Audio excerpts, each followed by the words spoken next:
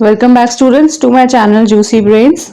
और आज हम अकाउंटिंग फॉर कंपनीज का जो थर्ड चैप्टर है that is redemption of debentures यहाँ स्टार्ट करेंगे। इस वीडियो में हम उससे रिलेटेड थ्योरी को डिस्कस करेंगे और उससे रिलेटेड प्रॉब्लम्स को भी सॉल्व करेंगे।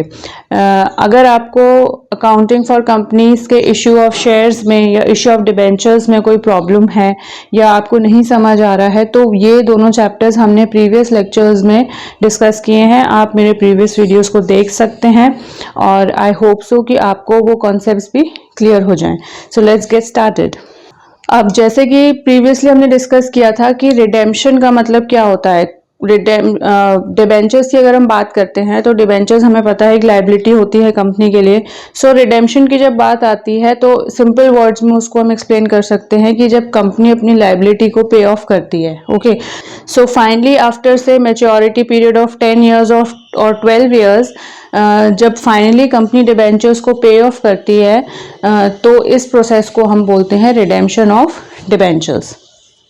कंपनी ने लोन लिया था और कंपनी वापस उसे पे ऑफ करी है। नाउ रिडेम्पशन ऑफ डिबेंचर्स में कुछ थ्योरी है जो आपको क्लियर होनी चाहिए कि कैसे होता है, कंपनी कौन कौन से अकाउंट्स क्रिएट करती है, कितने अमाउंट से ये अकाउंट्स क्रिएट होते हैं, क्या कॉन्सेप्ट होता है। ये सब आपको जब क्लियर होगा उसके बाद ही जब ये सारी इंफॉर्मेशन एक प्रैक्टिकल क्वेश्चन में आपको दी रहेगी तो आप उसे ज़्यादा अच्छे से समझ पाएंगे और फिर उसको सॉल्व करने में ज़्यादा प्रॉब्लम नहीं होगी।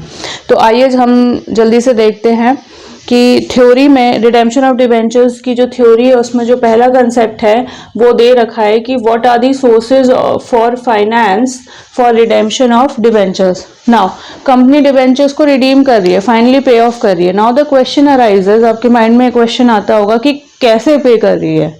ओके, तो इसको पे करने के कंपनी के पास तीन तरीके होते हैं।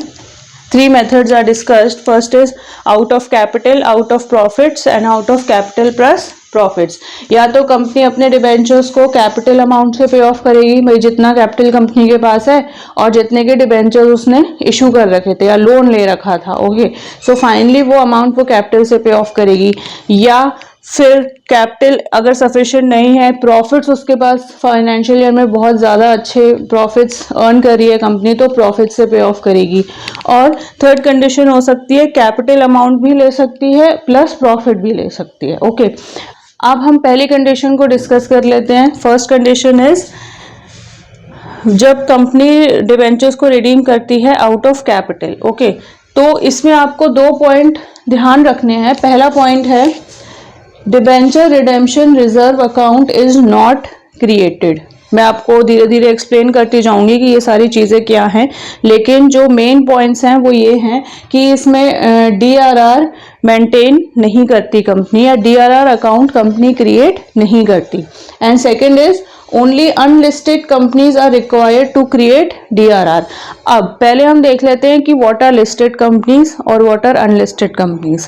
लिस्टेड कंपनीज वो होती हैं जिनके शेयर्स फ्रीली ट्रेडेबल होते हैं स्टॉक एक्सचेंज में। स्टॉक एक्सचेंज में जिन कंपनीज के शेयर को हम फ्रीली ट्रेड कर सकते हैं या जिन कंपनीज के शेयर फ्रीली ट्रेड होते हैं स्टॉक एक्सचेंज में, those are called listed companies. Unlisted company वो होती हैं जिनके शेयर्स फ्रीली ट्रेडेबल नहीं होते। अभी आपको सिर्फ इतना ही समझना है, इसकी डिटेल में जाने की जरूरत नहीं है। Okay, so you have to remember अगर कंपनी रिडीम कर रही है डिबेंचर्स आउट ऑफ कैपिटल तो सबसे पहले क्वेश्चन में आपको ये चीज पता होना चाहिए कि वो लिस्टेड कंपनी है या अनलिस्टेड कंपनी है।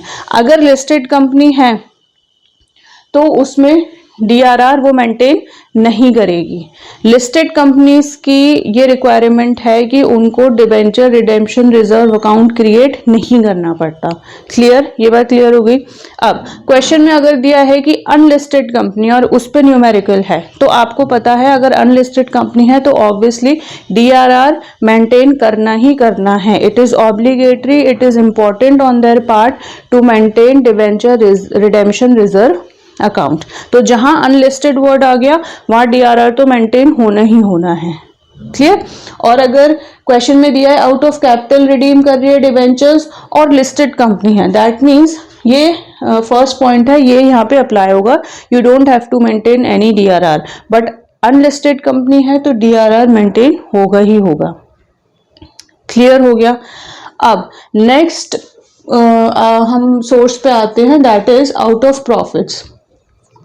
अब ये क्या कह रहे हैं कि अगर कंपनी डिबेंचर्स को रिडीम कर रही है प्रॉफिट अमाउंट से, तो प्रॉफिट का मतलब ये है कि ऑब्वियसली आपके माइंड में ये आ रहा होगा कि कंपनी के एक पर्टिकुलर करंट फाइनेंशियल ईयर में जितने भी प्रॉफिट्स हुए तो उसमें से उसने कुछ पार्ट सेट असाइड कर लिया या कुछ पार्ट अलग रख लिया डिबेंचर्स को रिडीम करने के लिए। ठीक है, तो इसको अगर हम सिंपल टर्म्स में डिस्कस करें या समझें तो क्या होता है, कंपनी अपने टोटल प्रॉफिट्स में से कुछ पार्ट प्रॉफिट का अलग रख देती है जिससे वो सिर्फ डिबेंचर्स को ही रिडीम करती है।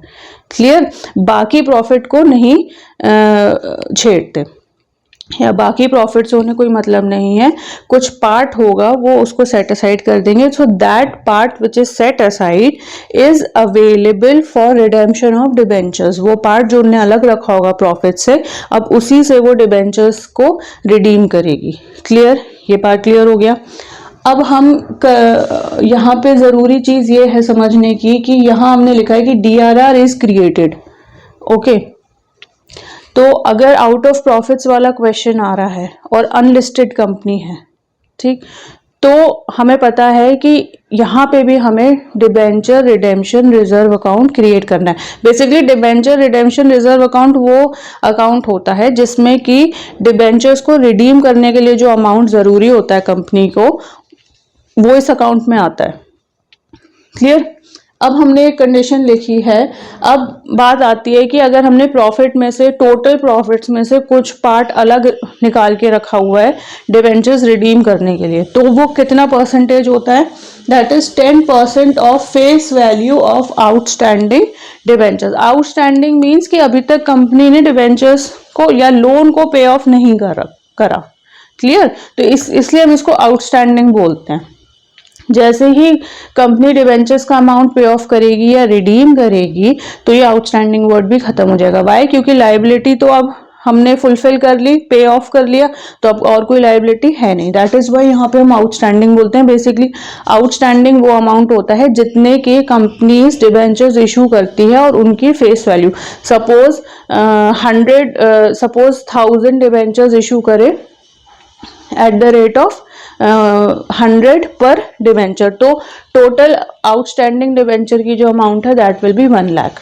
तो जो आउटस्टैंडिंग डिबेंचर की हम बात कर रहे हैं that is total amount of debentures into face value of a particular debenture. ये क्लियर हो गया। अब उसका 10% of face value of outstanding debentures, तो बेसिकली जितना भी आए, ठीक है, जितना भी आउटस्टैंडिंग डिबेंचर अमाउंट क्वेश्चन में दिया है उसका आपको 10% निकालना है। So that will be the amount, जितना भी 10% निकल के आया, so that amount will go to debenture redemption reserve account. Clear, ये यहाँ तक कंसेप्ट आए, होप सो आपको क्लियर हो गया होगा। अब नेक्स्ट जो बात आती है वो ये है कि अगर हम आउट ऑफ प्रॉफिट्स की बात कर रहे हैं कि प्रॉफिट्स में से कुछ अमाउंट डीआरआर में हमने ट्रांसफर कर लिया, suppose this is the profit, और इसमें से कुछ अमाउंट हम डीआरआर अकाउंट में ट्रांसफर कर रहे हैं। This word is important, transfer. हम ट्रांसफर कर रहे हैं कुछ अमाउंट प्रॉफिट का डीआरआर में, ठीक है, तो ये प्रॉफिट को यहां हम क्या कहेंगे, divisible profit. Clear, divisible profit वो प्रॉफिट होता है जो कंपनी अलग रखती है जिसमें से कि वो डिविडेंड्स शेयर होल्डर्स को पे करती है, that is known as divisible profits. Company को कुछ प्रॉफिट हुआ, उसमें से उसने कुछ पार्ट शेयर होल्डर्स को डिविडेंड देने के लिए रख दिया, तो जो पार्ट शेयर होल्डर्स को डिविडेंड पे ऑफ करने के लिए कंपनी अलग रखती है उसको हम बोलते हैं डिविजिबल प्रॉफिट्स। ठीक है, अब आपको ये पता है इन case of winding up of the company, तो कंपनी के पास क्या ऑब्लिगेशन हो जाता है, सबसे इंपॉर्टेंट ये चीज होती है कि सबसे पहले हमें डिवेंचर्स को पे ऑफ करना है, लायबिलिटी को पे ऑफ करना है, ठीक है, उसके बाद जो अमाउंट बचेगा, अगर बचता है तो डिविडेंड्स कंपनी शेयर होल्डर्स को डिक्लेयर करती है, अदरवाइज नहीं करती उस ईयर में। सो वी नो कि आउट ऑफ अब ये डिविजिबल प्रॉफिट तो आपको पता चल गया क्या है, clear. So out of this divisible profit पहले कंपनी क्या करती है, डीआरआर मेंटेन करती है, that is debenture redemption reserve account, क्योंकि सबसे पहले तो डिवेंचर्स को ही पे ऑफ करना है।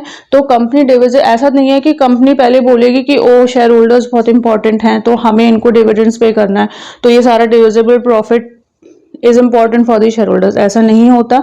यू नो कि डिविडेंड्स आखिरी में पे करती है कंपनी, ओके। तो डिविजिबल प्रॉफिट में सबसे पहले हम भी अगर एज अ पर्सन सबसे पहले अगर लोन लेते हैं, उधार लेते हैं, तो हमारे माइंड में क्या टेंशन होती है कि सबसे पहले हमें उसको पे ऑफ करना है, पैसा वापस करना है, फिर हमारे को पास कुछ पैसा बचा तो हम उसे सेव कर सकते हैं या उससे कुछ खरीद सकते हैं। तो ऐसे ही कंपनी का प्रोसेस भी, ऑपरेशंस भी चलते हैं, okay. So out of divisible profit सबसे पहले वो डीआरआर ही मेंटेन करेगी, उसके बाद अगर कोई अमाउंट बचा होता है प्रॉफिट में से, सो वो डिक्लेयर करती है डिविडेंड्स शेयर होल्डर्स को, क्लियर।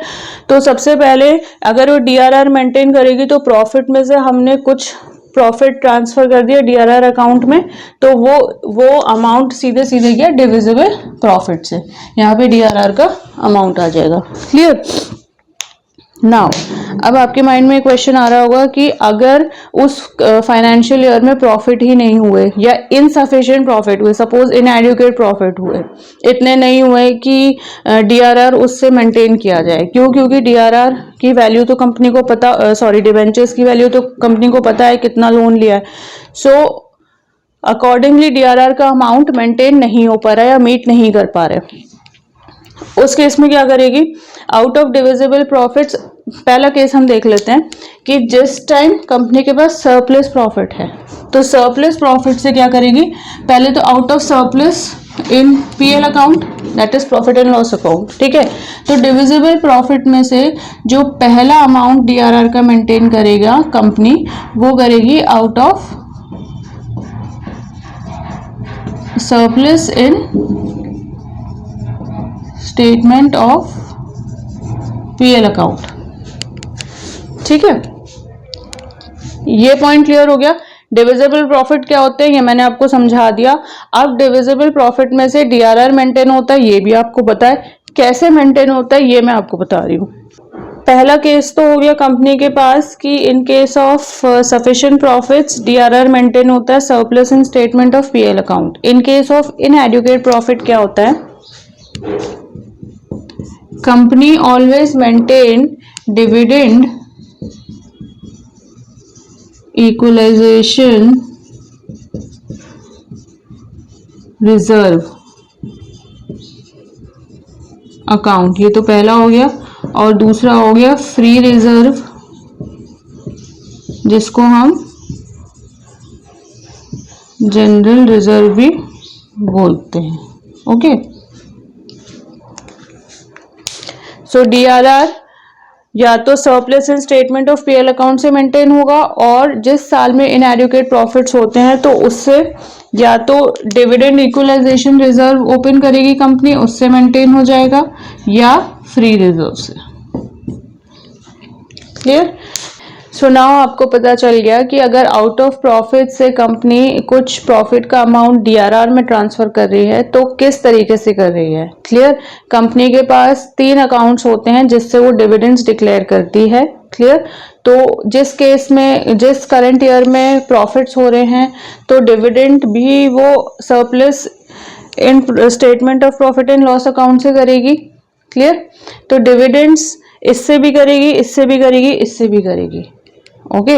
अब डिविडेंड्स को हम कंसिडर करते हैं कि पहले हम डिबेंचर को रिडीम करें, उसके बाद डिविडेंड्स पे ऑफ करें। सो फाइनली डीआरआर, अगर हम यहाँ पे डीआरआर की बात करते हैं तो डीआरआर भी इसी तरीके से मेंटेन होता है। इन case of profit surplus in statement of PL account, in case of इनएडिक्वेट profits company या तो पैसा यहाँ से निकालेगी डिविडेंड इक्वलाइजेशन रिजर्व से या जनरल रिजर्व से, ओके। सो सेकेंड केस में जहाँ पे रिडेम्पशन ऑफ डिबेंचर्स का अमाउंट आउट ऑफ प्रॉफिट से निकल के आ रहा है, तो बेसिकली अगर डीआरआर क्रिएट हो रहा है तो डीआरआर में वो अमाउंट जाती है जिससे कि कंपनी डिबेंचर्स को रिडीम करती है, और ये सिर्फ इसी पर्पस के लिए ये अमाउंट डीआरआर अकाउंट में रहता है। सो हम कह सकते हैं कि जो कंपनी की जो फाइनेंशियल पोजिशन है या फाइनेंशियल स्टेबिलिटी है वो इफेक्ट नेगेटिवली इफेक्ट नहीं होती। क्लियर। अब थर्ड पार्ट देख लेते हैं। अगर कंपनी डिबेंचर्स को रिडीम कर रही है out of capital and out of profit, तो दो तरीके से भी कर सकती है, कुछ पार्ट कैपिटल का लेके कुछ पार्ट प्रॉफिट्स का लेके। प्रॉफिट्स का जब हम कंसिडर करेंगे तो 10% of face value of outstanding debentures, ये हैव रिटन हियर। अगर आउट ऑफ प्रॉफिट्स जा रहा है तो 10% जाएगा आउटस्टैंडिंग डिबेंचर्स का, और पार्टली आउट ऑफ कैपिटल, तो कैपिटल का अमाउंट जाएगा 90%। तो कैपिटल का अमाउंट हम 90% लेंगे और प्रॉफिट का हम 10% लेंगे। क्लियर। अगर क्वेश्चन में दे रखा है कि debentures are redeem solely out of profits, out of profits word mention है या बोल्ड में लिखा है एग्जाम्स में, इट मीन्स कि वहां 10% का कोई फंडा नहीं चलेगा। ठीक है, वहां आपको 100% प्रॉफिट्स ट्रांसफर करने पड़ेंगे डीआरआर में। इस केस में 100% प्रॉफिट, 100% डिविजिबल प्रॉफिट लिख लें ताकि क्लियर हो जाए, is transfer to DRR account. Clear. और अगर क्वेश्चन में out of profits word mention ही नहीं है, दैट मीन्स सिर्फ 10% ही कंसिडर करेंगे हम face value of outstanding debentures, उतना ही प्रॉफिट का अमाउंट डीआरआर में ट्रांसफर होगा 10%। अगर क्वेश्चन में स्पेसिफिकली दिया है कि रिडीम कर रही है debentures company solely out of profits, वहां कैपिटल का और इसका कोई फंडा नहीं है, तो हम 100% प्रॉफिट का अमाउंट डीआरआर में ट्रांसफर करेंगे। Is it clear? I hope so students, आपको मेरा ये वीडियो अच्छा लगा हो। अगर आपको मेरा लेक्चर अच्छा लगा है तो प्लीज़ इसे लाइक करें, इसे शेयर करें और मेरे चैनल को सब्सक्राइब करें। See you in the next lecture.